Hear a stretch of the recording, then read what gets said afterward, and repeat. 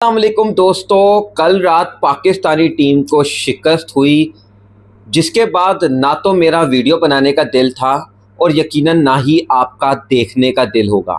लेकिन आज काफ़ी सारी हिम्मत को इकट्ठा करके, काफ़ी सारे सवालात लेकर मैं इस वीडियो को बनाने के लिए मजबूर हो गया हूँ। भारतीय क्रिकेट टीम के हाथों जब लास्ट नाइट पाकिस्तानी टीम को इबरतनाक शिकस्त का सामना करना पड़ा। पहले 9 ओवर्स के अंदर भारत ने पाकिस्तान को मैच हरा दिया था। उसके बाद 19वें ओवर तक अगर मैच गया तो वो भारत की मरूने मिल्लत गया, क्योंकि शायद वो अपने बल्लेबाजों की प्रैक्टिस करवाना चाहते थे, शायद वो लंबी बारी लेना चाहते थे। Otherwise Pakistan got loss in fact in the power play, जब पावर प्ले के अंदर उन्होंने 69 रन बना दिए थे। तो पाकिस्तानी टीम को जब इतनी इबरतनाक शिकस्त होती है तो बहुत सारे सवालात जिनके जवाब ढूंढने की हम आज की इस वीडियो में कोशिश करेंगे। मेरे जहन में वो सलमान अली आगा की वो बात चल रही थी जब सलमान अली आगा ने कहा था कि एक बात तो कंफर्म है कि मेरी कप्तानी में खेलने वाली पाकिस्तानी क्रिकेट टीम पहली बॉल से लेकर 120वीं गेंद तक T20 क्रिकेट के अंदर एक ही ब्रांड की क्रिकेट खेलेगी और वो है फास्ट। फिर मैं मुड़कर देखता हूं तो सलमान अली आगा इंडिया के खिलाफ जो पिछला मैच था वहां पर 11 गेंदों के ऊपर 3 रन। उसके बाद ओमान के खिलाफ जो पाकिस्तान ने अपना लास्ट मैच खेला था इस मैच से पहले, वहां सलमान अली आगा 27 गेंदों के ऊपर 20 रन, 27 गेंदों के ऊपर 20 रन। फिर अब लास्ट मैच में इंडिया के खिलाफ 13 गेंदों के ऊपर 17 रन। किधर है वो इंटेंट वाली क्रिकेट जिसकी सलमान अली आगा बात कर रहे थे। फिर दूसरा सवाल जो कि मेरे जहन के अंदर आया वो ये था, हमने बाबर आजम और मोहम्मद रिजवान को पाकिस्तानी टीम से निकाला था और हमने क्या कहकर निकाला था कि इनका स्ट्राइक रेट ठीक नहीं है, ये स्लो खेलते हैं। मोहम्मद रिजवान बाबर आजम को निकालने के बाद आप सलमान अली आगा को अपनी टीम का कप्तान बना लेते हो, जिसका T20 का कैरियर स्ट्राइक रेट 120 से भी कम का है, 120 से भी कम का है। मोहम्मद रिजवान और बाबर आजम की रिप्लेसमेंट सलमान अली आगा। और कल वो हसन नवाज जिसको आपने इंटेंट का मंजन बेचकर पाकिस्तानी टीम में शामिल किया था, कल आप फाइनली उसको ड्रॉप करके हुसैन तलत अगेन जो कि बाबर आजम और मोहम्मद रिजवान के स्टाइल के प्लेयर हैं, उनको टीम में इंक्लूड कर लेते हो। तो मॉडर्न डे क्रिकेट का जनाजा भारत ने निकाला या आपने निकाला? आपने तो मैच स्टार्ट होने से पहले ही अपनी टीम के अंदर 2 ऐसे खिलाड़ी शामिल कर लिए, 2।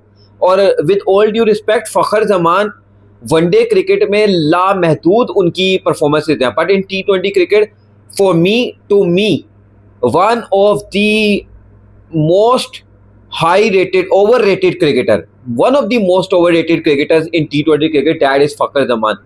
कल अपना 102वां T20 इंटरनेशनल मैच खेल रहे थे और मैं आज आप लोगों को यहाँ पर बैठकर चैलेंज करता हूँ, चैलेंज ऑन एयर आप लोगों को चैलेंज करता हूँ कि फ़खर जमान की सिर्फ वो एक इनिंग्स, वो जो उन्हें ट्राई नेशन सीरीज जो हमने जिम्बाब्वे में खेली थी, वहाँ फाइनल के अंदर ऑस्ट्रेलिया के खिलाफ फ़खर जमान ने 80 ऑट की इनिंग्स चली थी और वो मैच विनिंग इनिंग्स थी। उसके अलावा कोई एक एक्सेप्शनल किसी बड़ी टीम के खिलाफ फ़खर जमान की आप मुझे मैच विनिंग इनिंग दिखा दें जिसमें पाकिस्तान मैच जीता हो, T20 क्रिकेट की मैं बात कर रहा हूँ। लेकिन आप फ़खर जमान, और फिर फ़खर जमान स्ट्राइक रेट भी आप उनका उठाकर देख लें, T20 क्रिकेट के अंदर 132 का स्ट्राइक रेट है T20 इंटरनेशनल में। बाबर आजम और मोहम्मद रिजवान का 129 128 का स्ट्राइक रेट था, हमने उनको टीम से निकाला। फिर मेरे जहन में ये सवाल आता है, एक सवाल ये आता है कि साइम अय्यूब अच्छा खासा आपका खिलाड़ी था, अच्छा खासा वो खेला करता था, किस अक्लमंद का ये फैसला था साइम अय्यूब को ऑलराउंडर बनाने का? माजी में इस चीज़ को हमने बहुत भुगता है।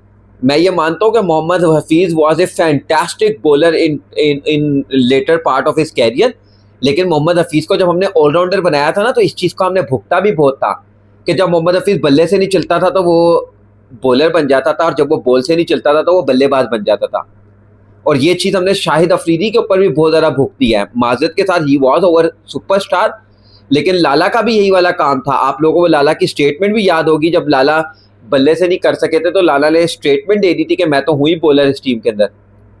तो जब आप आधा तीतर आधा बटेर किसी खिलाड़ी को बना देते हैं ना, तो फिर आप उसको ऑप्शंस प्रोवाइड कर देते हैं, आप उसको एक्सक्यूजेस बनाने की ऑप्शंस प्रोवाइड कर देते हैं। साइम अय्यूब जो कि आपका probably one of the most gifted player था आज से 1-1.5 साल पहले, जिसको आप ऐसा समझते थे, आज वो आधा तीतर आधा बटेर बन के पाकिस्तानी टीम में खेल रहा है और आज वो क्लूलेस दिखाई दे रहा है। पावर प्ले के अंदर 2-2 ओवर की गेंदबाजी, 3-3 ओवर्स की गेंदबाजी कर रहा है मिस्टर साइम अयूब दी मुरलीधरन। हैरानगी की बात है कि यार आखिर साइम अयूब आपका इतना बड़ा गेंदबाज हो गया। फिर आ जाते हैं हम लोग पाकिस्तान के बैटिंग ऑर्डर के ऊपर। Batting order Pakistan power play के 10 ओवर्स के अंदर we were 91 for 1, correct me if I wrong comment section में। I think we were 91 for 1 in first 10 overs. Pakistan की विकेट गिरती है, दूसरी विकेट आउट होती है साइम अयूब की सूरत में। साहिबजादा हुसैन तलत बैटिंग के लिए आ जाते हैं। ये हुसैन तलत को जब पाकिस्तानी टीम में शामिल किया गया था, हर कोई ये वाली बात जानता था कि हुसैन तलत को इसलिए पाकिस्तानी टीम में शामिल किया गया है क्योंकि हमारी मैनेजमेंट को ऐसा लगता है कि ये जो दुबई की विकटें हैं ये 160-170 वाली विकटें हैं, ऊपर से की जल्दी विकटें गिरेंगी, जैसा आपके साथ भारत के खिलाफ पहले मैच के अंदर हुआ था, आपके पावर प्ले के अंदर 2 विकटें गिर गई थी। तो हुसैन तलत आएंगे और टीम को संभाल लेंगे और 160-170 तक पहुंचा देंगे। लेकिन जब पावर प्ले के अंदर आपका 54 बन गया 6 ओवर के अंदर, उसके बाद 10 ओवर के अंदर यू वर 91 for 1, आपकी दूसरी विकेट गिरी, आपने हुसैन तलत को बल्लेबाजी के लिए भेज दिया। किस अक्लमंद का ये फैसला था? मुझे उस अक्लमंद को मेरे सामने लाके बिठाया। फिर मेरा सवाल एक और जो मेरे जहन में आ रहा है वो ये है कि बाबर रिजवान को आपने टीम से निकाला था बिकॉज वो इंटेंट नहीं दिखाते थे, वो इश्तिहारी मुलजिम थे, वो आपकी टीम के वो नासूर थे, नाउजू खुदा ना खास्ता, जो कि आपकी टीम को डस रहे थे। मैं सब कुछ मान लेता हूँ। आपने बाबर आजम और मोहम्मद रिजवान को निकालकर अपनी टीम में किसको शामिल किया? प्रोबेबली आपको कौन से 2 खिलाड़ी लगते हैं बाबर आजम और मोहम्मद रिजवान की रिप्लेसमेंट?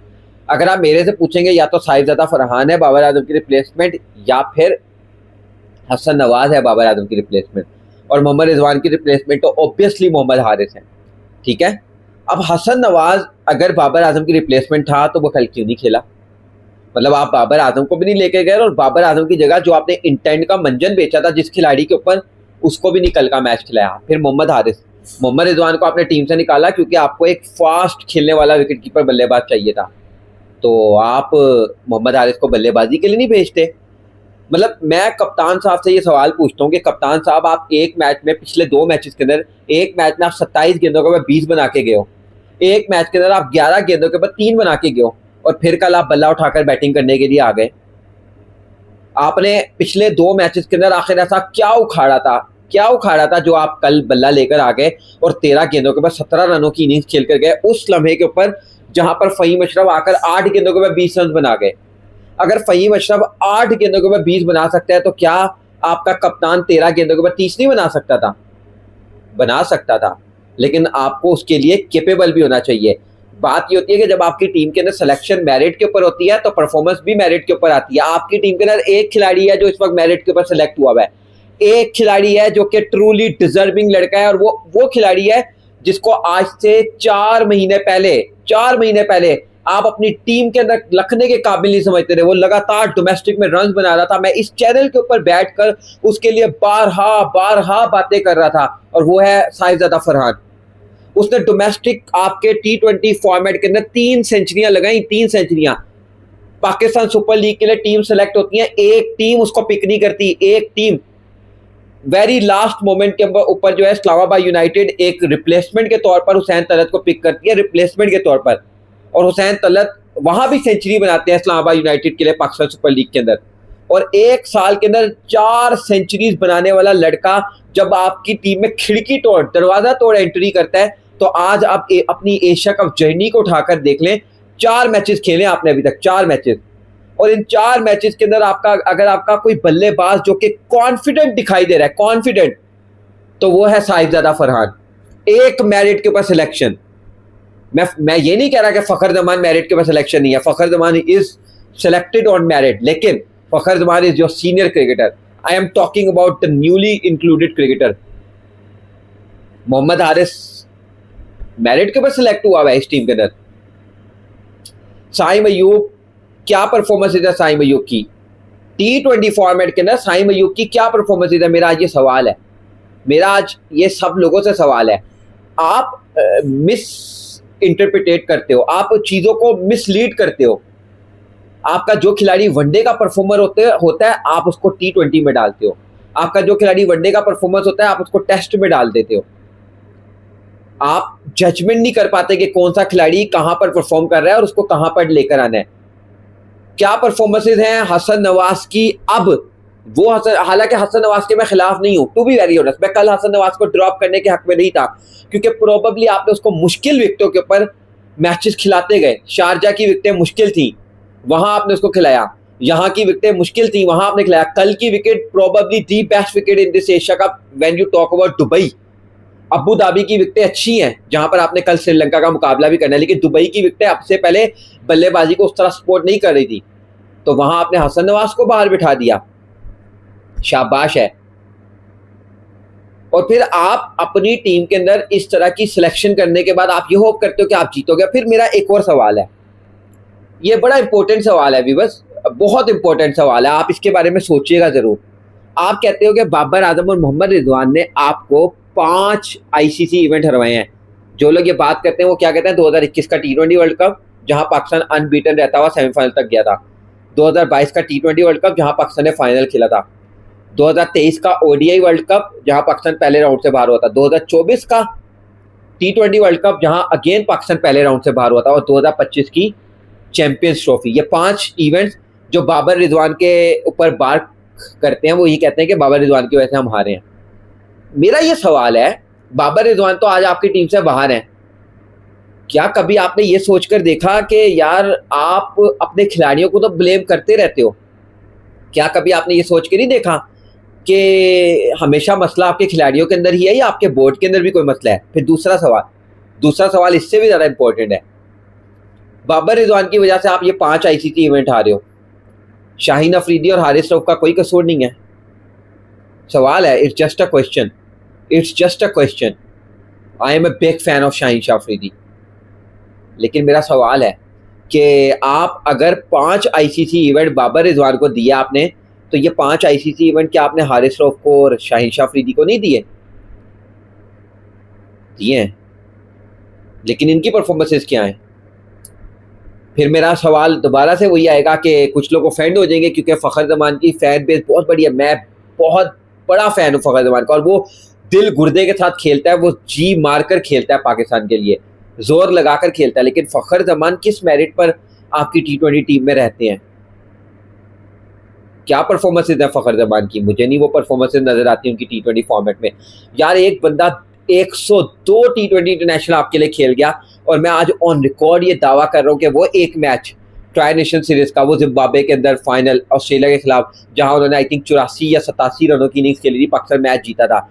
2021 के T20 वर्ल्ड कप में उन्होंने मिचेल स्टार्क को छक्के मारे, पैट कमिंस को छक्के मारे, बहुत बेहतरीन इनिंग्स खेली, लेकिन पाकिस्तान वो मैच हार गया था। फ़खर ज़मान की T20 फॉर्मेट के अंदर परफॉर्मेंसेस क्या है मुझे नहीं पता, लेकिन कल का मैच पाकिस्तान के लिए एक ऐसा मैच था जो कि हमारे लिए जीत और हार से बढ़कर था। वो बगैरत लोग जो कि जब जंग के मैदान में आते हैं तो हमसे चपेड़े खाकर जाते हैं, वो क्रिकेट के मैदान में जीतने के बाद हमें आंखें दिखाते हैं। वो बगैरत लोग जो कि जंग के मैदान में नहीं हमें हरा सकते, लेकिन ये बात सच्ची है कि हम उनको क्रिकेट के मैदान में नहीं हरा सकते, और अगर ऐसे ही चलता रहा तो हम उनको क्रिकेट के मैदान में नहीं हरा सकते। मेरे से कल रात को किसी बहुत अजीज़ ने एक बात की, उन्होंने कहा कि यासिर यू डोंट वरी, इंशाल्लाह मिरेकल होगा और हम इंडिया को फाइनल एशिया कप का हराएंगे। मैंने कहा यहीं रुक जाए, मैंने कहा अब पाकिस्तान क्रिकेट इस नहज पर आकर खड़ी हो गई है कि हमें पाकिस्तान की जीत के लिए मिरेकल का इंतज़ार करना पड़ेगा। That sums up the situation, ये बताता है कि हमारी क्रिकेट इस वक्त कहाँ खड़ी हुई है। और व्यूअर्स डरे उस दिन से जब हमारी आवाम सड़कों के ऊपर होगी और एक मुतालबा कर रही होगी, और वो मुतालबा होगा कि ban this Pakistan cricket team to play against India, क्योंकि हमारी फ़ौज हमारा सर फ़खर से बुलंद करती है जंग के मैदान में अगेंस्ट इंडिया, लेकिन हमारी ये क्रिकेट टीम अनफॉर्चुनेटली हमें लेट डाउन करती है अगेंस्ट इंडिया। और फिर उनको बार्क करने का मौका मिलता है। फिर सूर्या कुमार यादव कल प्रेस कॉन्फ्रेंस में बैठकर कहता है कि यार कौन सी राइवरी, आप किस राइवरी की बात करते हैं, हमारा तो कंपटीशन ही नहीं है पाकिस्तान के साथ, हमारा तो मुकाबला ही नहीं बनता पाकिस्तान के खिलाफ, क्योंकि राइवरी वो होती है जब सामने वाली टीम बराबरी की क्रिकेट खेलती हो, लेकिन पाकिस्तान तो हमारे करीब भी नहीं है। तो उस वक्त दिल खून के आंसू रो रहा था कि सामने वाली टीम का कप्तान जो हमें बात करके गया और वो बात गलत नहीं कर रहा था,